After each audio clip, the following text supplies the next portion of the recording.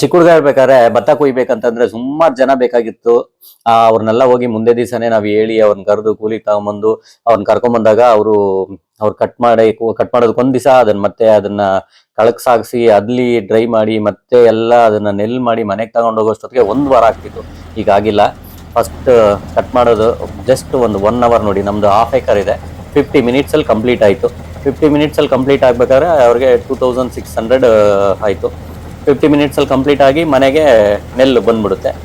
So simple ಆಗಿ ಮುಗ್ದೋಗುತ್ತೆ. ಇನ್ನೂ ಒಂದು ಅಂತೀವಿ ಜನಗಳು ಕೆಲಸ ಕಿತ್ಕೊತ್ತು ಅಂತ, ಜನಗಳು ಈಗ ಯಾರು ಈ ಕೆಲಸ ಮಾಡೋದಕ್ಕೂ ರೆಡಿ ಇಲ್ಲ. ಇನ್ನೂ ಒಂದು ನೋಡಿ, ನಮ್ದು ಬರೀ 2600 ಅಲ್ಲಿ ನೆಲ್ಲು ಮನೆಗೆ ಬಂತು. ಆದರೆ ಇಷ್ಟು ವರ್ಕ್ ಮಾಡಿ ನಾವು ತಗೊಂಡು ಹೋಗ್ಬೇಕಂದ್ರೆ 10,000 ಖರ್ಚಾಗುತ್ತೆ. 10,000 ಖರ್ಚು ಮಾಡಿ ನಾವು ತಗೊಂಡು ಹೋಗೋದಕ್ಕೆ 10,000ಕ್ಕೆ ನೆಲ್ಲು ತಗೋಬೋದು.